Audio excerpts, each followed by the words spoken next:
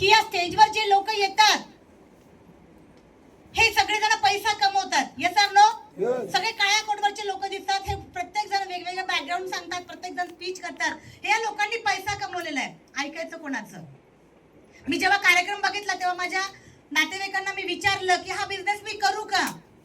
तेव्हा ते बोलले हे असे चिल्लर चाल्लर कंपन्या भरपूर येतात, तेल साबण शॅम्पू विकून कधी कोणी करोडपती बनतं का? हा त्यांचा मला प्रश्न होता. डोक्यामध्ये एक विचार आला होता की खरंच असं होऊ शकत नाही. परंतु 9 सप्टेंबर 2016ची गाईडलाईन चेक केली. जसे प्रश्न माझ्या समोर यायचे तसं मी ज्यांनी मला कार्यक्रम दाखवला असे जबरदस्त व्यक्तिमत्व, माझ्या आयुष्यातले परिवर्तनकार, ज्यांना देवाच्या नंतर आम्ही सर्वप्रथम पुजतो असे आपल्या सगळ्यांचे महागुरु diamond executive professor Manikji Jadhav sir आणि विद्याताई जाधव मॅडम यांना मनापासून वंदन करते. लोक प्रश्न मला विचारत, त्या प्रश्नाची मला उत्तर देता येत नव्हती, म्हणून मी जाधव सरांना जाधव मॅडमला विचारायची. मला जाधव सर आणि जाधव मॅडमनी एकच प्रश्न केला, मॅडम हा बिझनेस तुम्हाला लोकांसाठी करायचा असेल, याला त्याला विचारून जर करायचा असेल तर हा बिझनेस करूच नका. ज्यांना तुम्ही हा बिझनेस विचारताय त्यांनी हा बिझनेस केलेला आहे का ते विचारा, आणि त्यांनी केला नसेल तर त्यांना विचारण्यात काही अर्थ नाहीये. बिझनेस तुम्हाला करायचा असेल, पैसा तुम्हाला कमवायचा असेल तर निर्णय तुम्हालाच घ्यावा लागेल.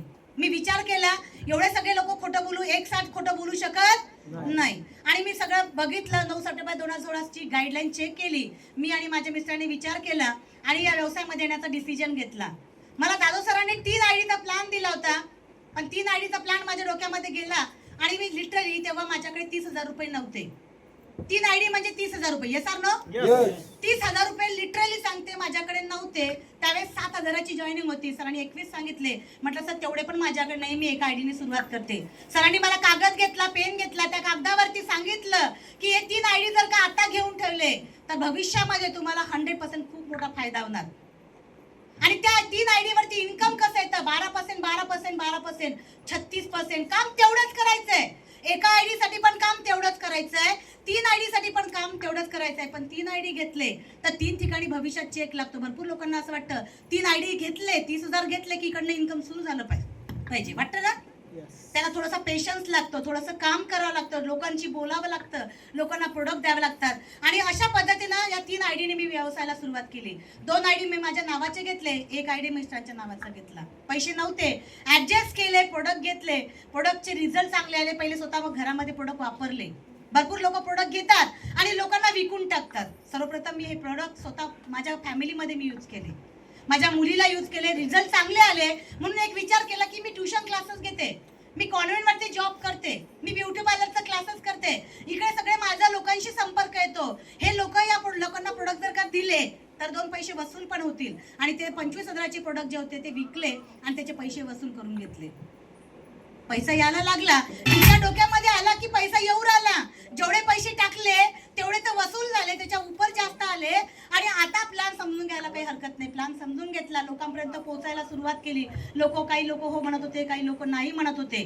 आपण ज्यांना सांगतो सगळेच लोक येतात का? नाही. मार्केटमध्ये मला कुठला तरी असा एखादा धंदा दाखवा, कुठला तरी असा एखादा व्यवसाय दाखवा की ज्या व्यवसाय टाकल्याबरोबर तुमच्याकडे जेवढे कस्टमर येतात हे सगळेच्या सगळे लाईन मध्ये उभे राहून सगळं घेतात. आहे असा कुठला व्यवसाय? कृषी केंद्राचं दुकान टाका, मेडिकल टाका, भाजीपाल्याचं दुकान टाका, शेतीचं पण बघा. पहिल्या वर्षी पाऊस आला तर दुसऱ्या वर्षी येईल, त्याची काही गॅरंटी वॉरंटी नाही. कुठल्याही व्यवसायामध्ये अप अँड डाऊन आहेत का नाही? आहे. व्यवसायाला सुरुवात केली, काही लोक हो म्हणत होते, काही लोक नाही म्हणत होते. नाहीचा कधी विचार केला नाही. सुरुवातीला टेन्शन यायचं. मी म्हणायचे हे माझ्या जवळचे लोक, माझ्या ओळखीचे लोक यांना 5-5, 10-10 वर्षापासून मी ओळखते आणि यांना मी जर का सांगते, एक चांगला प्लॅन सांगते तर हे 10,000 रुपये मला काढून देत नाही. हे असं का होते? एक ट्रेनिंग अटेंड केलं. त्या ट्रेनिंग मध्ये राजेश यादव सरांनी सांगितलं होतं, नोचा अर्थ NO, नोचा अर्थ नाही कधीच घ्यायचा नाही. नो नाही म्हणायचंच नाही. Next one, next one, next one, next one, next one. Literally नोचा अर्थ नेक्स्ट वन करत करत करत करत आज गेल्या 12 वर्षापासून व्यवसाय करते. या व्यवसायामध्ये भरपूर लोक या दरवाजातून माझ्यासोबत बिझनेस मध्ये आले आणि दुसऱ्या दरवाजातून निघून पण गेले. This is a part of business. लोक येणं आणि निघून जाणं हा बिझनेसचा पार्ट आहे. पण मी माझ्या व्यवसायामध्ये आलेल्यानंतर मी माझं ध्येय काय, माझं उद्दिष्ट काय, मी आली कशासाठी हे जर का मी माझ्या मनात ठरवून ठेवलं तर मला या बिझनेसमधून कोणीच आउट करू शकत नाही. भरपूर लोक छोट्या छोट्या गोष्टीमधून बिझनेसमधून आउट पडतात, पण मला माहिती होतं मार्केटमध्ये मी एवढं सगळं करून बसलेली होती आणि मला माहिती होतं मार्केटमध्ये साधं सिंपल एखादं कुठलं पण दुकान टाकायचं म्हटलं तर 50-60 1 लाख रुपये लागतात. Yes sir no? मी पार्लरचं करून बसलेली होती म्हणून मला माहिती होतं की पार्लरचा पहिले सेटअप उभा करावं लागतं, तिथं पेशन्स ठेवावं लागतं, कस्टमर येतात, कस्टमर हो नाही करतात आणि त्याच्यानंतर मग कुठं 3 वर्षानंतर इन्कम यायला लागतं. Yes sir no? मी विचार केला या व्यवसायामध्ये आलेली आहे, 3 वर्ष करून बघूया. लिटरली जाधव सरांनी सांगितलं होतं की मॅडम हा बिझनेस जर करायचा असेल तर 3 महिन्यासाठी, 13 महिन्यासाठी, 23 महिन्यासाठी करत असाल तर प्रोडक्ट घ्या, खा पिया आणि घरीच राहा, नुकसान काहीच झालेलं नाही. पण जर का पैसा कमवायचा असेल, स्वप्न पूर्ण करायची असतील, खरंच गरज जर का असेल, कारण गरज ही शोधाची जननी. Yes sir no? ज्याला गरज असेल ना त्याला कुठलेच प्रॉब्लेम्स येत नाही. ज्याला पैशाची गरज असेल ना त्याच्या पुढे कुठलाच प्रॉब्लेम त्याला दिसत नाही. मग ऊन नाही दिसत, पाऊस नाही दिसत, घरातले कुठलेच प्रॉब्लेम नाही दिसत. तसं सेम मी या व्यवसायामध्ये डेडिकेशननं काम करत गेली.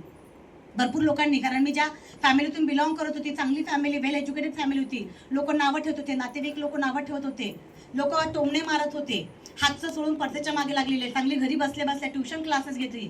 आता हे सगळं सोडलं, बॅग पकडते आणि याच्या त्याच्या दारामध्ये जाते, याच्या त्याच्या याला त्याला 100 रुपयासाठी भीक मागते.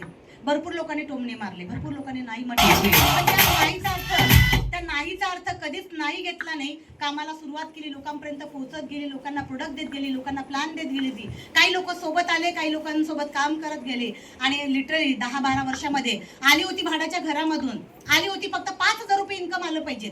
सुरुवातीला उद्देश काय असतो आपल्या या व्यवसायामध्ये येण्याचा? 50,000 रुपये, 1 लाख रुपये कोणाचाच उद्देश नसते, फक्त सुरुवातीला 5,000 रुपये. Sir no? मी पण लिटरली सांगते, भाड्याच्या घरातून हा व्यवसाय चालू केला होता. इंटेन्शन फक्त एवढाच होता की फक्त 5,000 रुपये आले पाहिजे. 3,000 रुपये घर भाडं होतं, 2,000 रुपये किराणा लागत होता. एवढं जरी मी माझ्या मिस्टरांना सपोर्ट करू शकली तरी भरपूर झालं, एवढं मला वाटायचं. आणि या उद्देशाने मी कामाला सुरुवात केली. 12 वर्षामध्ये फक्त टिकत राहिली, सिनियर काय काय सांगतात तेवढं ऐकत राहिली. ट्रेनिंग असेल, मीटिंग असेल, फंक्शन असेल, तिथं जात राहतील. भरपूर वेळेस NTC लेवलला, RTC लेवलला भरपूर वेळेस लोक सगळे निघून गेले, परत नव्या उमेदीनं कामाला सुरुवात केली. आज CTC लेवलला काम करते मित्रांनो. या 12 वर्षामध्ये काय परिवर्तन झालं? भाड्याच्या घरातून आज स्वतःच्या घरामध्ये राहते. आज खामगावला 50 लाखाचं घर आहे. आज पुण्याला टीम तयार झाली. आज गायकवाड सरांच्या माध्यमातून पुण्याला एक टीम चांगली तयार झाली. आज वाकुळे सरांच्या माध्यमातून पुण्याला 50 लाखाचं घर घेऊ शकली. Power of my lifestyle. याच व्यवसायाच्या माध्यमातून काय परिवर्तन झालं? आयुष्यात कधीच 7-12 काय असते माहिती नव्हता, पण याच व्यवसायाच्या माध्यमातून 2 एकर पाण्याखालची रोड टच शेती घेऊ शकली. Power of my lifestyle. फक्त काम करत गेली, थांबली कधीच नाही. कुठला प्रॉब्लेम सिनियरला सांगत नाही, फक्त सांगितल्यानंतर मला सोल्युशन कसं मिळाल आणि त्या सोल्युशनवरती मी किती काम करणार त्याच्यावरती आपलं यश अपयश डिपेंड असतं.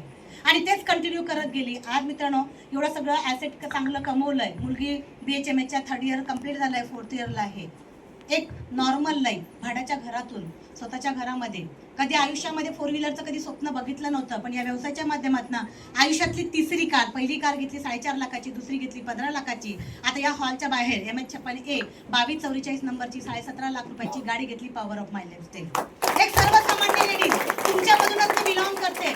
लोक किती आले याला महत्व नाही, बिझनेस किती येतो याला महत्व आहे. आणि बस त्या तत्वाने काम करत गेली, टिकत राहिली. मित्रांनो एक चांगला बिझनेस येत असताना एक CTC रँक म्हणजे ऑर्गनायझेशन 1 ला 5 करोडचा बिझनेस, ऑर्गनायझेशन 2 ला 5 करोडचा बिझनेस, असा बिझनेस कव्हर केला. एक 2-2.5 लाख रुपये महिन्याचं इन्कम आलं. एक चांगला सेटअप बसला. 2 मुली, आम्ही दोघं पती पत्नी. एक चांगला माझ्या मिस्टरांच्या नावाचा जो ID घेतला होता. साहेब बँकेत मॅनेजर होते, पण त्यांनी पण 3 वर्षाच्या अगोदर बिझनेस जॉबला साईन केलं होतं आणि फुल टाइम बिझनेस करत होते. दोघं पती पत्नी फुल टाइम बिझनेस करत होतो. माझ्या मिस्टरांचा जो ID, सुरुवातीला 3 ID घेतले होते, त्याच्यातला माझ्या मिस्टरांचा ID NTC या रँकला काम करत होता. दोघं पती पत्नी मिळून काम करत होतो. आणि बघा ना मित्रांनो, आयुष्यामध्ये कोणाच्या कधी काय होईल कोणीच सांगू शकत नाही. सांगू शकतं? आत्ता माझ्यासोबत काय होणार, 10 मिनिटांनी काय होणार, उद्या काय होणार, कोणीच सांगू शकत नाही. आणि नशिबाचा खेळ बदलला. देवाच्या मनात काय आलं माहिती नाही. नशीब कसं बदलतं ते पण कोणी सांगू शकत नाही. आणि असंच टीमवर काम करत असताना 5 फेब्रुवारी 2025 माझ्या मिस्टरांना काढणी अटॅक आला आणि त्या अटॅकमध्ये ते एक्सपायर झाले. मृत्यू हे अटळ आहे. Yes or no? काहीच नाही करू शकली. वेळ आली होती, काहीच करू शकले नाही. पण मी विचार करते, जर का हा बिझनेस मी जॉईन केला नसता, साहेबांचा मृत्यू अटळ होता, यस आर नो? पण जर का मी बिझनेसमध्ये नसती तर मला त्यांच्या जागी नोकरी मिळाली असती? मार्केटमध्ये मला कोणी पोचलं असतं? आज तुम्ही समाजामध्ये सगळेजण राहतात, आपल्या एरियामध्ये राहतात, आपल्या आपल्या नातेवाईकांमध्ये राहतात. मला एका प्रश्नाचं उत्तर द्या, पैशासाठी कोणीतरी आपल्याला उभं करतं? करतील फार फार एखादा महिना, 2 महिना, एखादा वर्ष, आयुष्यभर कोणी कोणाला पोचू शकतं? सिंपल मित्रांनो, गेल्या वर्षभरापासून हा बिझनेस कंटिन्यू रन करते, पण कंटिन्यू ID वरती, दोन्ही तिन्ही ID वरती आज 2 ID NTC आहे. साहेबांचा ID जो NTC होता हा असाच्या असा ID माझ्या मुलीच्या नावावरती, समृद्धी अरविंद सदांशू हिच्या नावावरती ट्रान्सफर झाला. मुलगी माझ्या BHMच्या 4th इयरला शिकते. आज तिच्या अकाउंटला 70-80 हजार रुपये तिच्या अकाउंटला जातात पॉवर ऑफ माय लाईफचे. आम्ही दोघं पती पत्नीने 10 वर्षा अगोदर घेतलेला एक डिसिजन आणि सातत्य ठेवलं, काम करत गेलं. लोक काय म्हणतात याचा विचार नाही केला. पण आज काय परिवर्तन झालं? मुलीच्या अकाउंटला 60-70 हजार रुपये येतात काही न करता. मी एक विचार करते, मी आज विडो लेडीज आहे, बरोबर ना? मार्केटमध्ये, समाजामध्ये विडो लेडीजला काय मानपान मिळतो? महिलांना माहिती मिळतो का? अजिबात नाही. परंतु आज या परभणीकरांनी जो माझा मान सन्मान सत्कार केला, असा होऊ शकला असता मार्केटमध्ये?